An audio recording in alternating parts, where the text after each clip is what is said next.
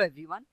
Today I am going to tell you how you can calculate or how you can find the standard deviation when you are given with a data set, and why I have mentioned here two data sets. I have mentioned here two data sets so that you can easily differentiate their their standard deviation, that if how you can measure their variability on the basis of the standard deviation. So we will start with the calculation of the standard deviation of the data set 1.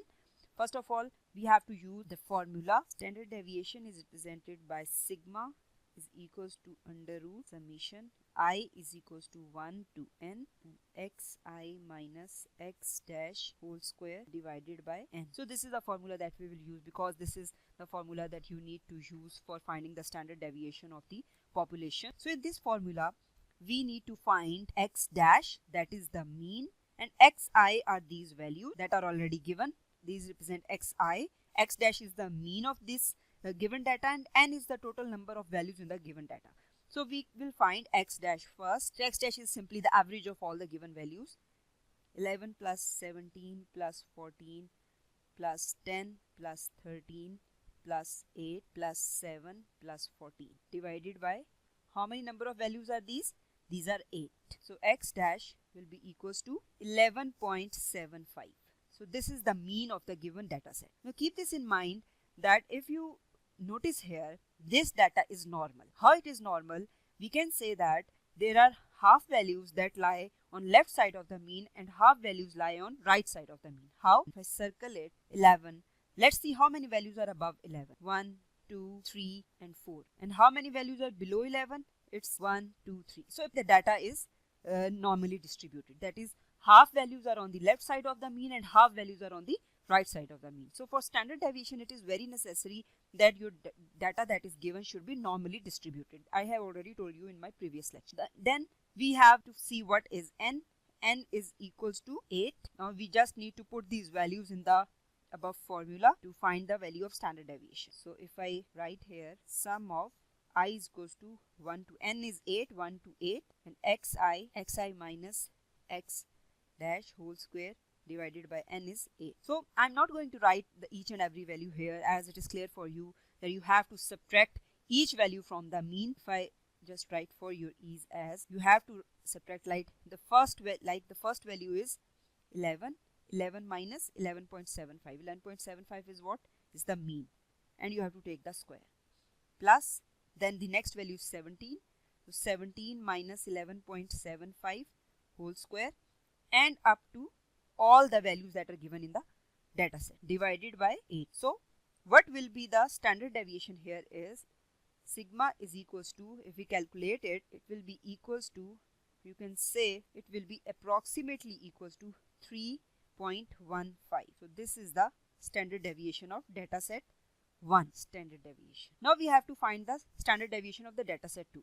Then I will compare the standard deviation of both of these data set, and then we will write the result in the below box that I have already made here. Again, the same formula that we have to use here. Summation of I is equals to 1 to n, then xi minus x dash whole square divided by n. So here again we have to find, as this data set represents xi and x dash is the mean of the given values. So 11 plus 14 plus 10 plus 13 plus 8 plus 7 plus 14 divided by n is 7. So the value of x dash will be equals to 11. So here the mean is 11 and n, that is the total number of values, here is 7. We just need to put these values in the above formula. What we will get is summation I is equals to 1 to 7, as n is 7. Xi, so we will start putting the values of xi. The first value of xi is 11. So 11 minus 11 whole square, plus second is 14. 14 minus 11 whole square, plus next value is 10. 10 minus 14 whole square, and up to so on. And it will ends on 14, that is the last value of the given data set, divided by n. N is 7. So what will be the value of sigma here? It will be approximately equals to 2.61. 2.61. So this is the standard deviation of data set 2. Now we will see how they are different from each other and how we will check their variability based on their standard deviation. Now it is clear here that the standard deviation of, if I write here, the standard deviation of dataset 1 is greater than the standard deviation of dataset 2. So what does it mean? It means that dataset 1 has more variability as compared to the dataset 2. It means that the values of the dataset 1 are more far away from the mean as compared to the dataset 2. So we can say that variability, that is actually we measure using the standard deviation. So variability, that is the dispersion, how much the data is spread out from the mean. So variability of dataset 1 is greater than the variability of dataset 2. So it means dataset 1, in dataset 1 the values are more far away. Now one thing you have to note here, most of the values of the dataset 1 match with the dataset 2 except the one value, that is 17. So 17 is behaving like an outlier here. Outlier mean an extreme value that makes the data inconsistent, that is not according to a trend in the given data set, or you can say that is not according to a series that is going on in a data set. So 17 is more far away from the mean, and while in data set 2 there is no value that is behaving like an outlier, or that is behaving like a maximum value, or that is far away from the mean. That's why the standard deviation of dataset 2 is less as compared to the standard deviation of a dataset 1.